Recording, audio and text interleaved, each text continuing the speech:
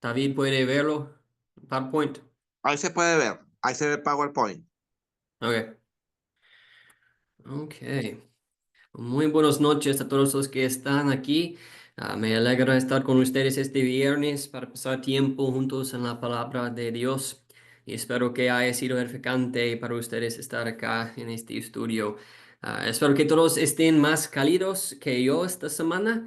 Acá la temperatura bajó a menos 23 grados centígrados, lo que hizo mucho frío. Es agradable estar dentro ahora.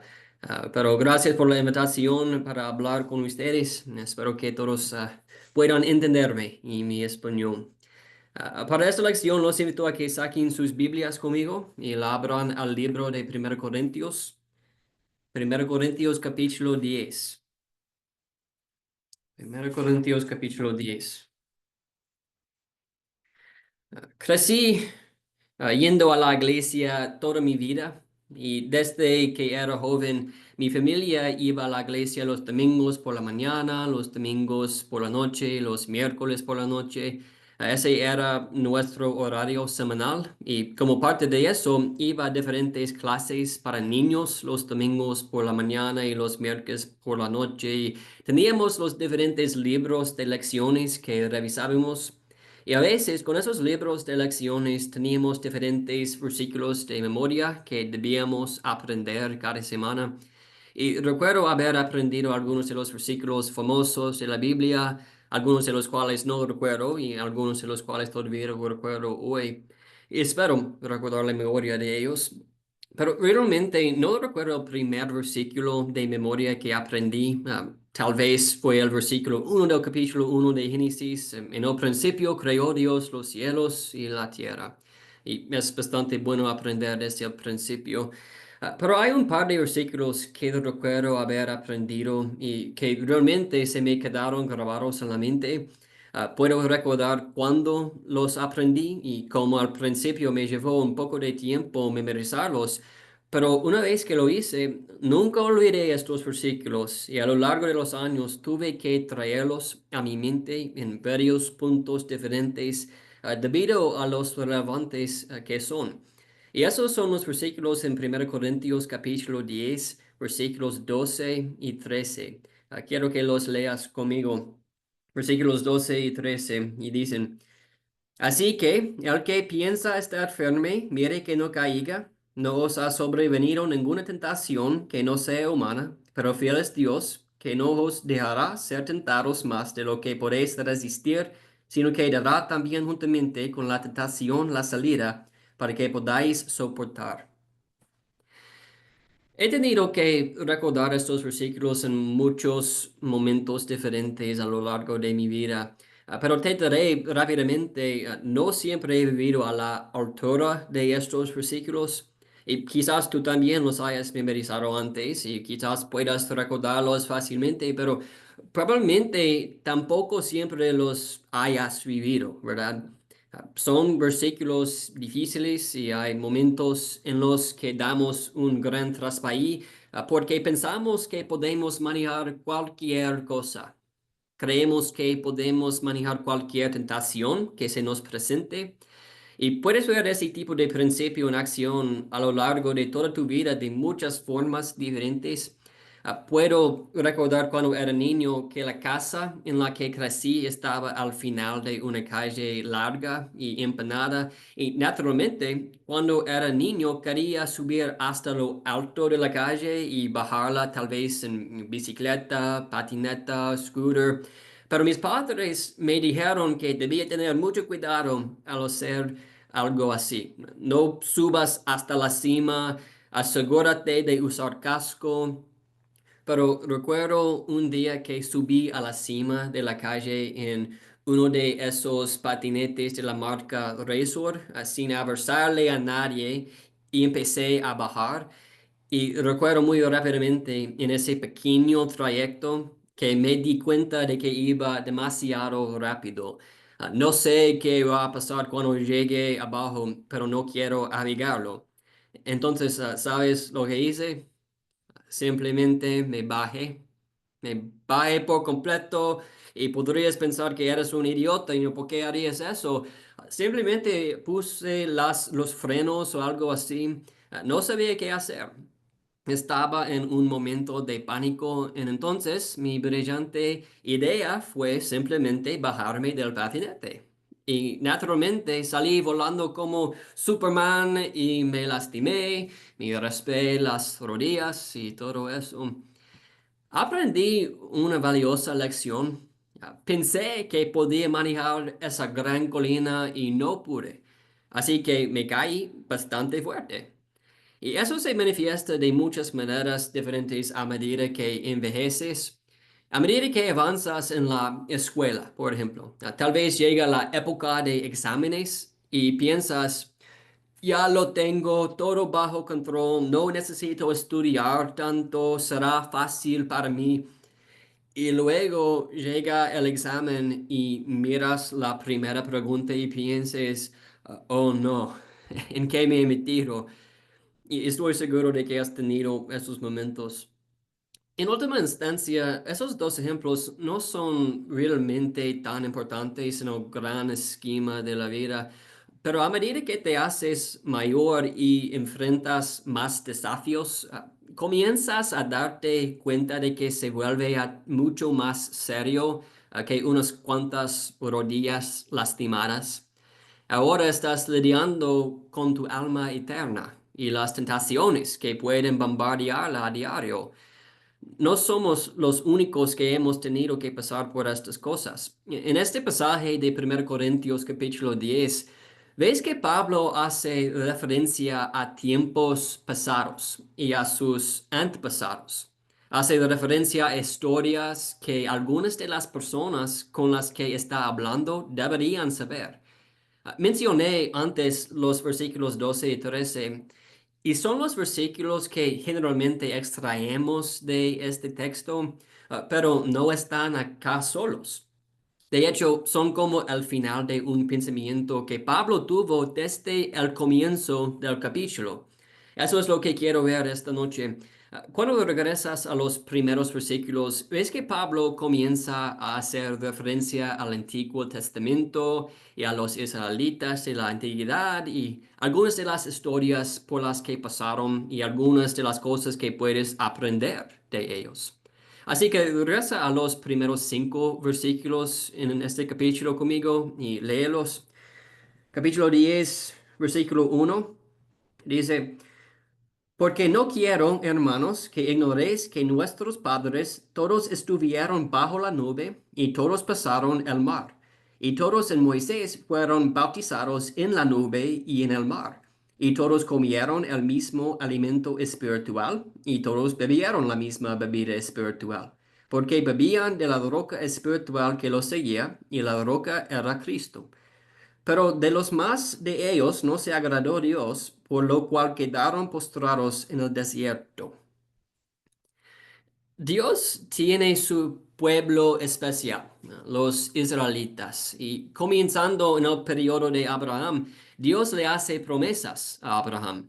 Él dice, te daré una gran nación con un montón de gente, serán como la arena del mar y las estrellas del cielo, y además de eso, le daré a tu pueblo una gran tierra para vivir y podrán poblar esa tierra que mana leche y miel y será magnífica. Y luego tienes la tercera bendición especial que vendrá a través de Abraham más adelante.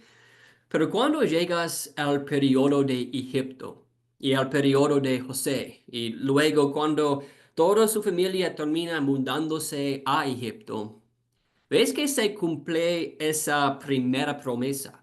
Simplemente explotan y florecen en cientos de miles, incluso millones de personas en un periodo de tiempo relativamente corto. Dios los bendijo. La primera promesa está completa, pero luego, si te fijas en esos versículos que acabo de leer al principio de 1 Corintios 10, ves diferentes imágenes de cómo Dios está tratando de cumplir esa segunda promesa, de guiarlos hacia esa tierra especial de Canaán. En el proceso que tomó llegar allí y lo que ves en estos versículos son las diferentes formas en que Dios estaba bendiciendo a estos israelitas para guiarlos a esa segunda promesa. Esa segunda promesa. Por ejemplo, ves a mi PowerPoint, sí. ¿Ves la guía sobrenatural que Dios les da? Él vino en forma de nube y no solo en forma de nube, sino también en forma de fuego. Y Dios hace que su presencia sea conocida entre esas personas antes de que haya un templo y tabernáculos y cosas así. Él desciende a ellos en forma de una columna de nube durante el día y una columna de fuego durante la noche, para guiar a este pueblo a través de un desierto, una tierra donde no sabían a dónde debían ir ni cuándo debían ir. Él los está guiando y bendiciéndolos. Y además vemos la protección y la liberación que Dios les da. Él los guía a través de Egipto y a través del Mar Rojo de los egipcios. Divide esas aguas en el Mar Rojo para que puedan cruzar en tierra seca y luego Dios hace caer esas aguas nuevamente sobre los egipcios. Él los está protegiendo. Luego, una vez que se acercan a la tierra, ¿qué hace Dios? Los guía a través de la gente de la tierra, los guía a través de las diferentes naciones que querían derribarlos. Él los está liberando y protegiendo. Además, vemos que Dios le proporciona liderazgo al pueblo. Vemos cómo fueron bautizados en Moisés. Esto es similar a la idea de que nosotros seamos bautizados en Cristo. Nos ponemos bajo la cabeza espiritual de Jesucristo, tal como lo hicieron ellos. Ellos se pusieron voluntariamente bajo el liderazgo de Moisés y se unieron a la cabeza espiritual que Dios les había dado. Y Moisés era un buen líder. A veces pensamos en todos los errores que cometió Moisés, pero en general fue un buen líder. Tuvo que lidiar con esa gente, millones de personas, para guiarlos a través de esa tierra. Y en general creo que hizo un buen trabajo. Y para terminar, Dios les da comida y agua sobrenaturales. Dios cuida de su pueblo y los bendice.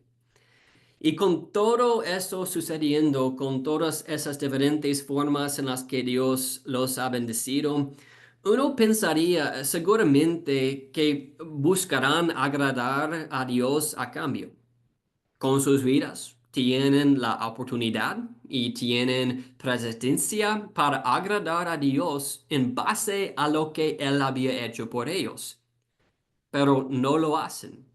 Y sus cadáveres en el desierto son evidencia de que la posesión de privilegios no es una protección contra la caída. Pero la clave que Pablo está tratando de hacer que estos corintios comprendan no es solo recordar esas historias, sino aprender de ellas. Al comienzo del versículo 6 dice que estas cosas se convirtieron en nuestros ejemplos. Se supone que eso debe ser lo mismo para todos nosotros. Aprendemos de los ejemplos de personas que vivieron incluso hace miles de años para ayudarnos en nuestras vidas. Y lo que quiero hacer durante el resto de esta lección es observar las diferentes maneras en que Pablo les dice, aprendan de su ejemplo. Tengan cuidado, no sé que caigan como ellos. Y lo hará versículo por versículo. Comenzando allí en el versículo 6, él dice, tened cuidado de no codiciar cosas malas. Específicamente, versículo 6, mas estas cosas sucedieron como ejemplos para nosotros, para que no codiciemos cosas malas como ellos codiciaron. Entonces, Pablo establece una declaración general sobre lo que continuará desarrollando en estos próximos versículos. No se adentra en muchas cosas específicas, pero sí da un principio general de codiciar cosas malas, codiciar al mundo. Y eso es lo que hacían. No siempre tenían a Dios en su mente. Sentían la atracción del mundo sobre su alma y se convirtió en un juego de tierra y afloja. Y escuchen, a veces sentimos eso en nuestras vidas. Sentimos la atracción del mundo sobre nuestra alma y a veces dejamos que esa cuerda se resbale y cedemos a ella y Pablo lo sabe. Él les dirá específicamente que se aseguren de estar atentos a todas estas diferentes áreas para que no se dejen arrastrar por el mundo. Lo primero específico que va a decir es que tengan cuidado de no convertirse en idólatras. Versículo 7. Ni seáis idólatras como algunos de ellos, según está escrito. Se sentó el pueblo a comer y a beber y se levantó a jugar. Puede que piensen que no soy un ídolo, no adoro imágenes de oro, y no me imagino que la mayoría de ustedes aquí hagan eso. Pero aquí Pablo menciona un versículo del Antiguo Testamento y dice que el pueblo se sentó a comer y beber y se levantó a jugar. ¿De qué está hablando exactamente allí? Esas cosas realmente no parecen tener sentido en la superficie, pero para estas personas a las que les está escribiendo, algunos de ellos habrían sabido exactamente a qué se está refiriendo. Vamos al Antiguo Testamento conmigo al libro de Éxodo, al libro de Éxodo capítulo 32. Éxodo 32,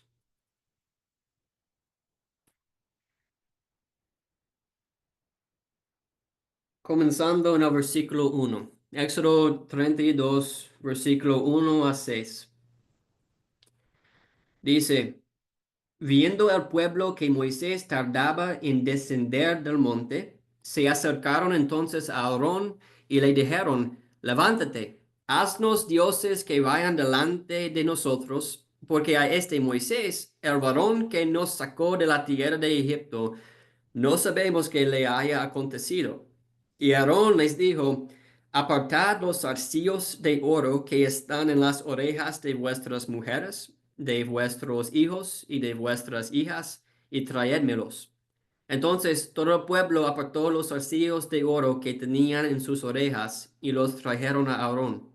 Y él los tomó de las manos de ellos, y le dio forma con buril, e hizo de ello un becerro de fundición. Entonces dijeron, Israel, estos son tus dioses que te sacaron de la tierra de Egipto. Y viendo esto, Aarón edificó un altar delante del becerro y pregonó Aarón y dijo, mañana será fiesta para Jehová. Y al día siguiente madrugaron y ofrecieron holocaustos y presentaron ofrendas de paz. Y se sentó el pueblo a comer y a beber y se levantó a regocijarse. Después de que Dios guía al pueblo a través del Mar Rojo, comienza a guiarlos hacia el sur, hacia un lugar muy famoso, el Monte Sinai. Allí Dios va a hacer algo asombroso con la oración con su pueblo. Va a formar un pacto con ellos. Les va a dar una ley y mandamientos y yo seré vuestro Dios, y vosotros seréis mi pueblo. Y así es como se verá todo.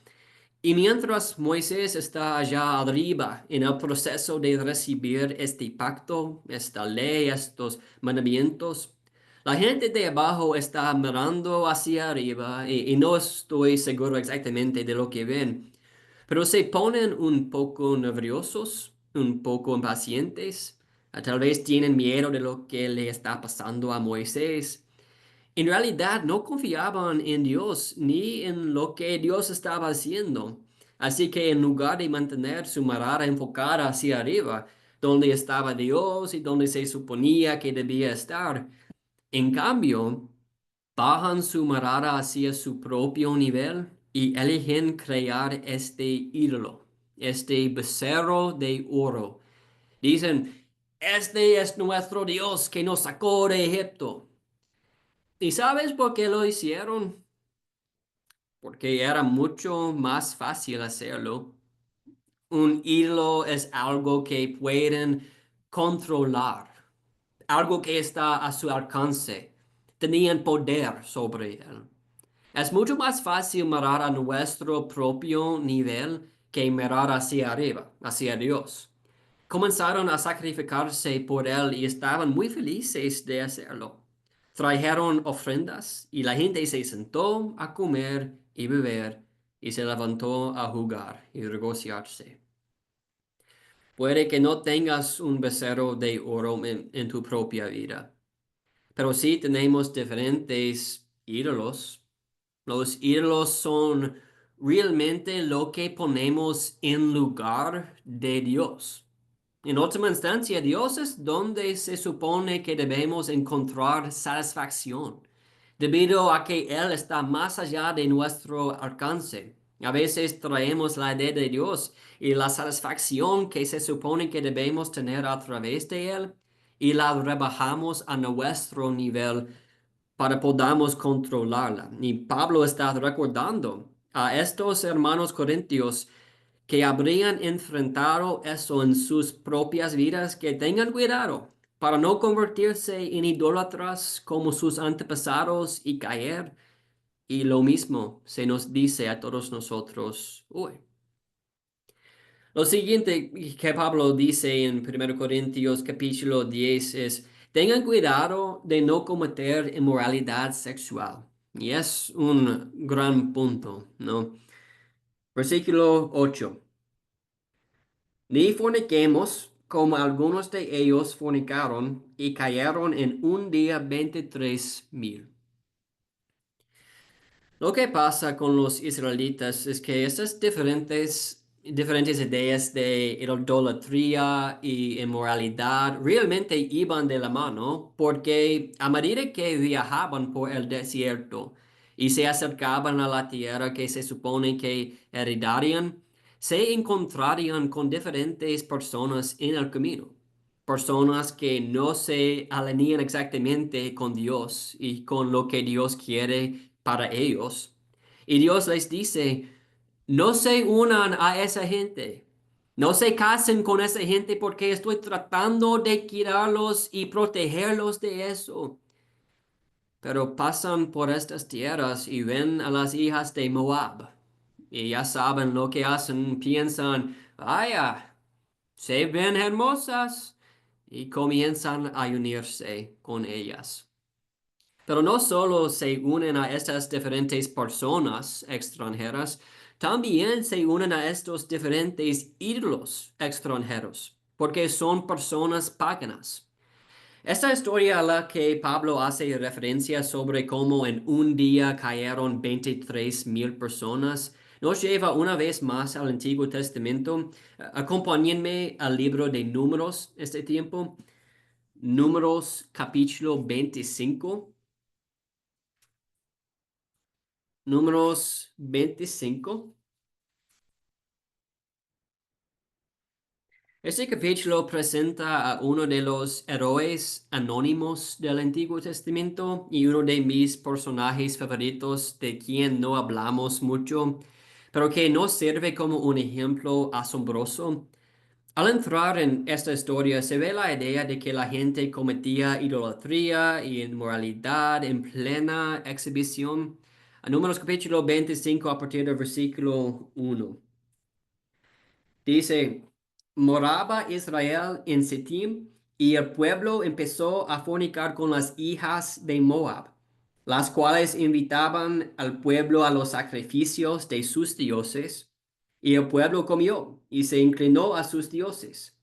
Así acudió el pueblo a Baal Peor, y el furor de Jehová se encendió contra Israel. Y Jehová dijo a Moisés, toma a todos los príncipes del pueblo y arrójalos ante Jehová delante del sol, y el ardor de la ira de Jehová se apartará de Israel.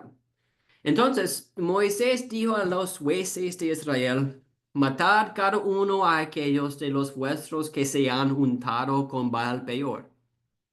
Y aquí un varón de los hijos de Israel vino y trajo una madianita a sus hermanos a ojos de Moisés y de toda la congregación de los hijos de Israel, mientras lloraban ellos a la puerta del tabernáculo de reunión.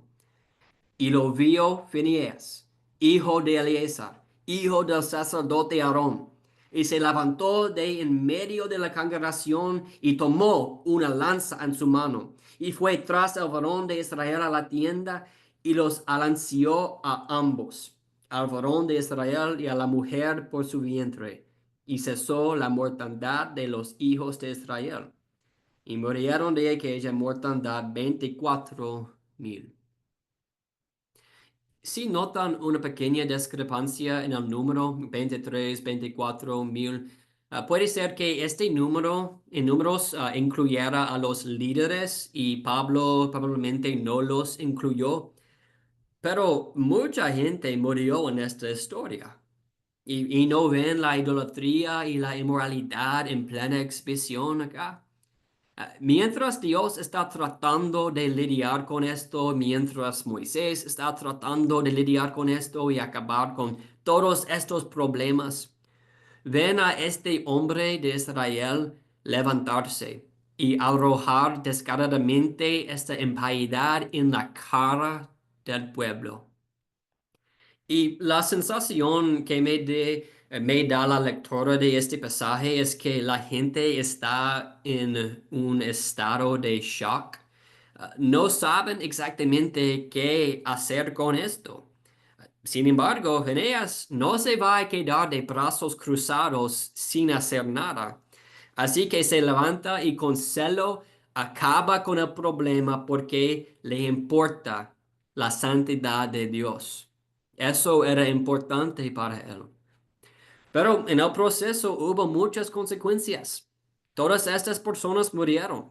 Podríamos mirar esa cifra 23, 24,000 y pensar que es mucha gente. Pero quiero que piensen en ello hoy. ¿Cuántas personas mueren por esto en nuestra época? Mm, Muchísimas, más de 24,000 personas. Hoy en día todo el tiempo se dedican a estas prácticas: adulterio, engaño a su cónyuge. Mucha gente ni siquiera se casa en este momento, creen que pueden hacer lo que quieran antes del matrimonio. ¿Y qué pasa con la pornografía?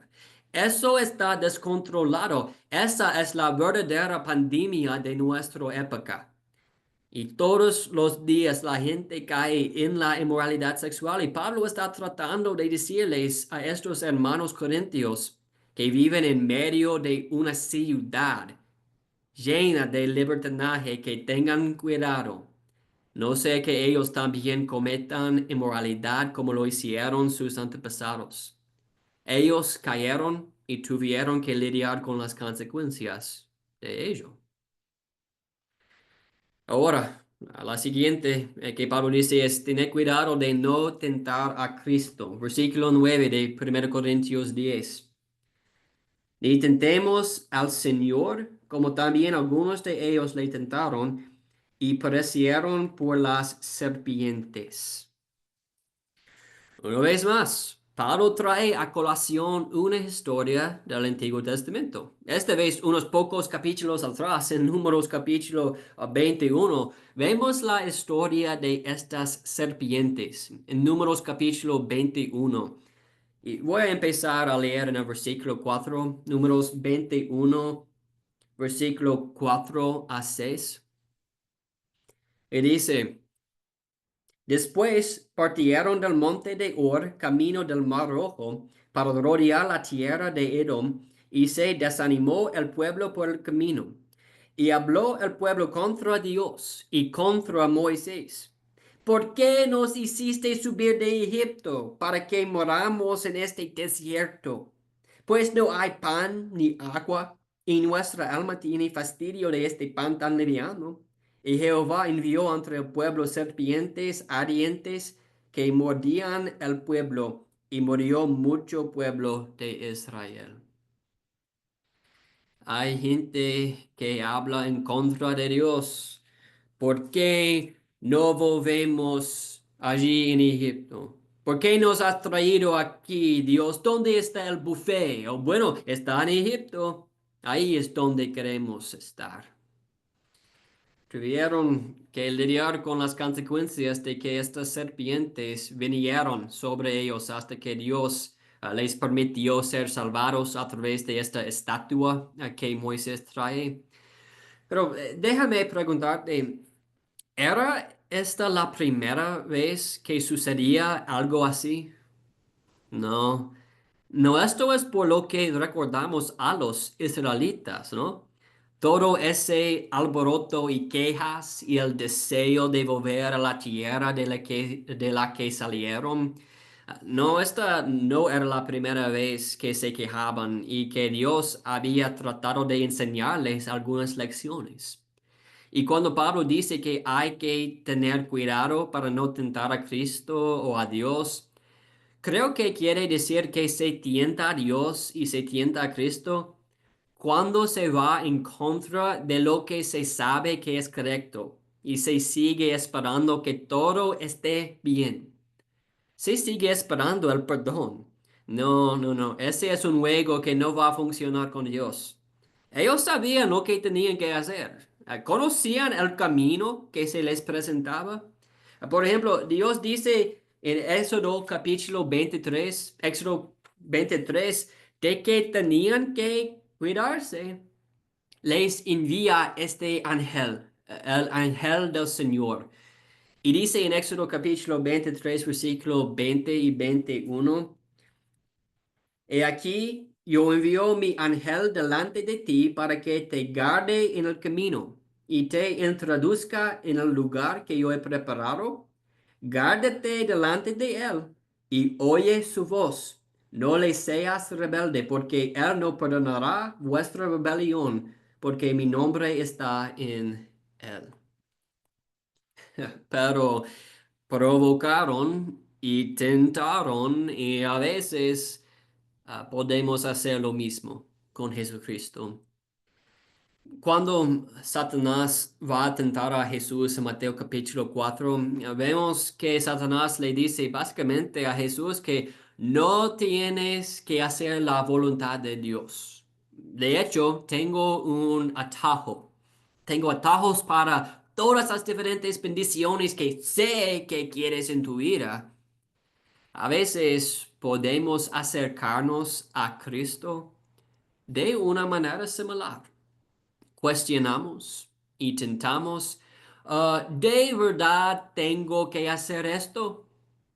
O bien, leo algunos de estos guiones y me hablan de este estilo de vida extremo que se supone que debo vivir. ¿Realmente tengo que hacer eso? Y el predicador está acá arriba diciéndome que tengo que hacer todas estas cosas. ¿Realmente tengo que hacer todo eso? ¿Y por qué? ¿Por qué Dios quiere que haga lo que sea? A veces hacemos esas preguntas, pero sabemos las respuestas.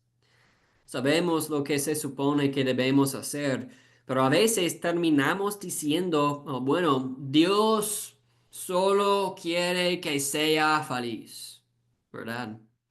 O mejor pedir perdón que permiso, ¿verdad? No. No juegues ese juego con Cristo. No tientes a Cristo.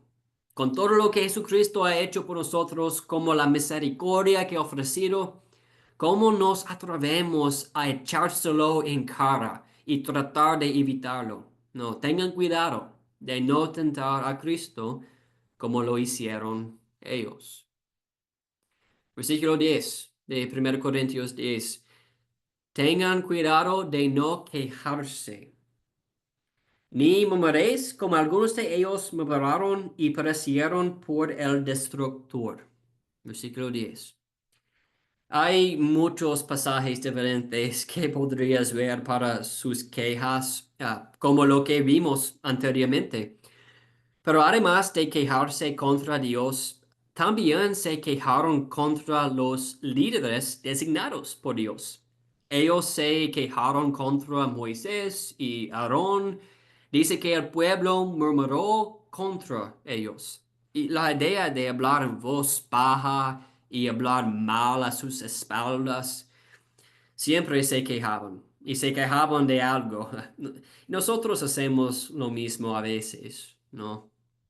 Tomemos como ejemplo toda la idea del liderazgo. Nos gusta quejarnos de los líderes en el mundo. En realidad, sí, tal vez te guste quejarte de tu jefe, por ejemplo, en el trabajo, y de lo terrible que es. O tal vez posiblemente te guste quejarte de los ancianos locales y de las decisiones que toman y de cómo no están haciendo algo lo suficientemente rápido o de que no me gusta lo que están haciendo en su puesto. Pero quejarse es tóxico. Puede devorarnos desde adentro hacia afuera. Nos corroe y nos impulsa y la gente que nos rodea se enoja y eso tendrá consecuencias. Tuvieron que lidiar con estas consecuencias. Hay mucho más que se puede decir sobre las quejas, pero seguiremos adelante y continuaremos. Cada una de estas cosas específicas que Pablo menciona conduce finalmente al versículo 12. Así que el que piensa estar firme, mire que no caiga. Esa lección incluye todo lo que acabamos de decir. Tengan cuidado de no enorgullecerse y caer. ¿Cómo podría verse eso para todos nosotros acá? Tal vez podamos decirnos a nosotros mismos, vengo a la iglesia como todos los domingos y otros días también. Además, fuera de la iglesia vivo una vida bastante buena. Hago cosas buenas, Dios. ¿Ves eso? De estas cosas buenas que estoy haciendo en este mundo, al menos no hago cosas malas, no soy una mala persona, no me meto en problemas con la gente, me mantengo limpio en su mayor parte. Y he sido bautizado antes también. Date cuenta de que este pasaje ha dicho que estas personas también fueron bautizadas en una manera. No es la misma forma en que nos bautizamos hoy. Pero creo que parte de ese simbolismo está allí por una razón. Tenían privilegios, estaban allí antes de Dios, eran el pueblo de Dios, pero el orgullo viene antes de una caída. Esa misma lección es para todos nosotros hoy. Tengan cuidado, no sea que ustedes también se enorgullezcan y caigan, pensando que están de país en su posición, cuando en realidad el siguiente paso es bajar. Ustedes ven todos esos ejemplos y tal vez hasta se identifiquen con algunas de estas cosas en esta lista. Pero lo que me encanta de este pasaje es que Pablo no termina en el versículo 12. También está el versículo 13 y dice, no os ha sobrevenido ninguna tentación que no sea humana, pero fiel es Dios, que no os dejará ser tentados más de lo que podéis resistir, sino que dará también juntamente con la tentación la salida para que podáis soportar. Acá es donde quiero terminar este día.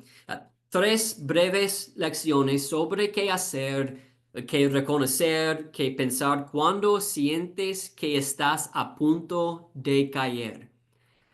A veces ves lo que está por venir y enfrentas tentaciones y luchas en esta vida, quizás algunas de esta lista y quizás otras fuera de ella.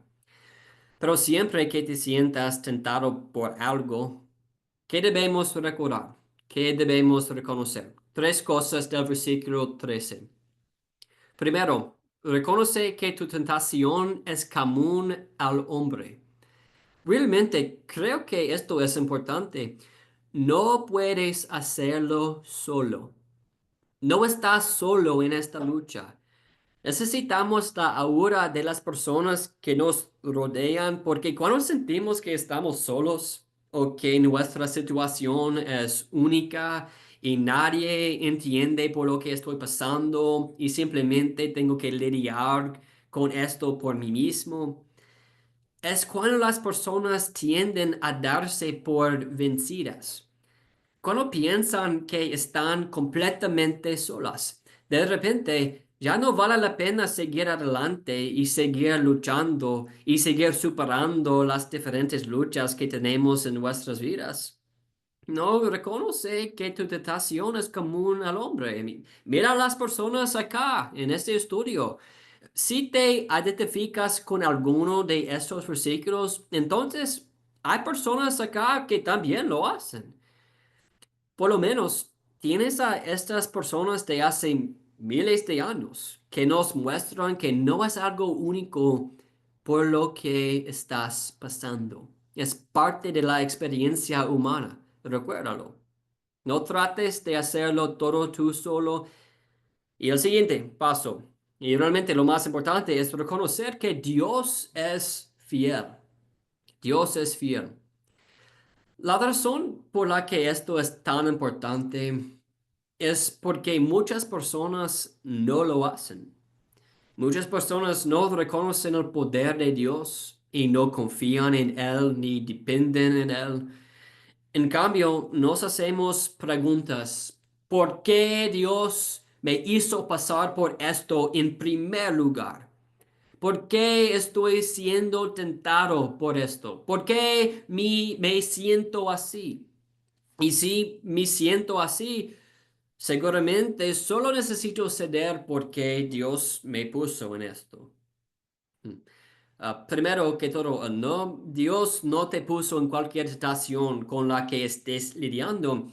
Hacemos nuestras propias camas y cavamos nuestras propias tumbas.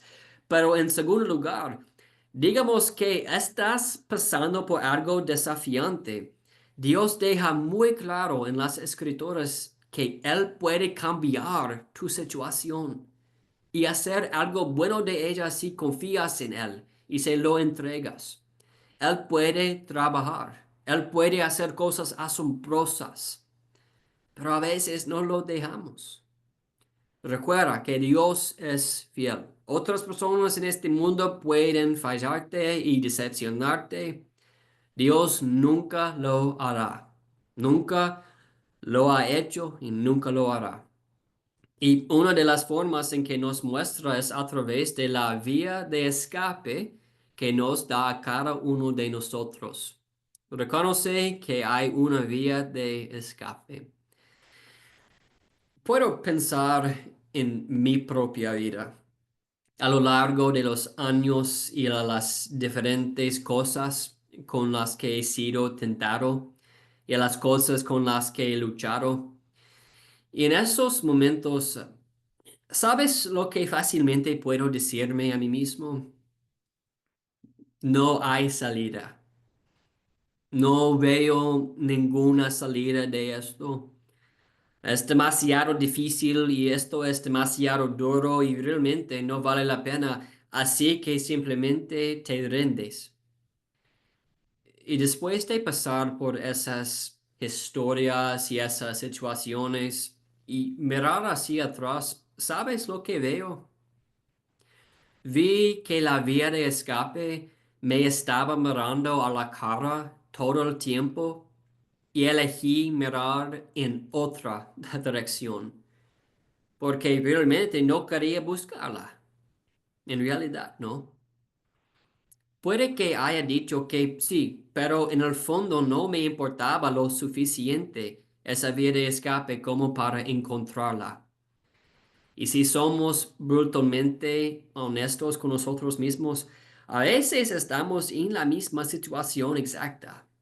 A veces no encontramos la vía de escape porque, en primer lugar, no la estamos buscando realmente. y porque en realidad estamos bien con caer. Se ha vuelto fácil.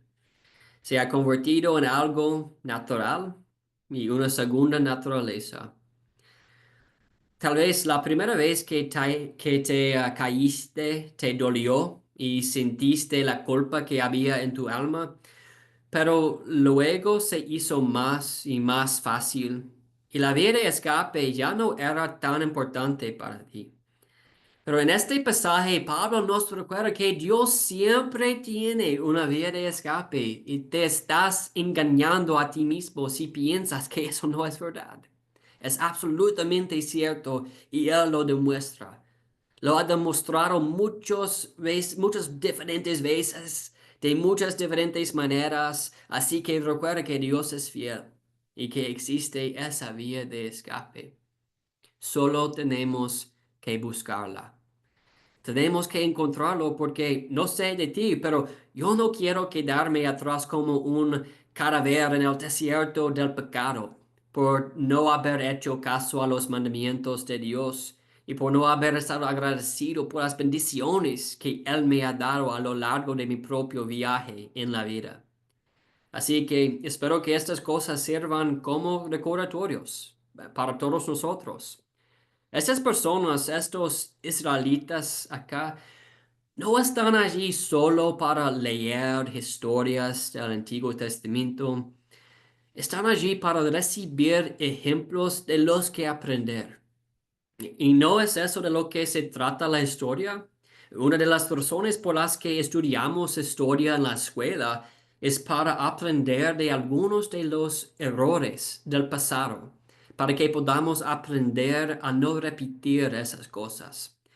Podemos aprender a cambiar nuestro futuro, en cambiar nuestro camino, y espero que lo hagamos. Espero que recordemos estas cosas y espero que prestemos atención para que no caigamos tan bien como algunos de ellos. No se enorgullezcan en su vida pensando que pueden conquistarlo todo como Superman. No existe ningún Superman espiritual y por eso necesitamos a Jesús. La mayor manera en que Dios nos muestra que tiene una vía de escape es la vía de escape definitiva de todo nuestro ser pecaminoso. ¿Creen que Dios es fiel? Él envió a Jesús a morir por nosotros y damos muerte a nuestro viejo ser de pecado y renacemos como una nueva creación. Y damos gracias a Dios por eso. Muchas gracias por su tiempo y atención esta noche. Espero que esa lección haya sido de útil.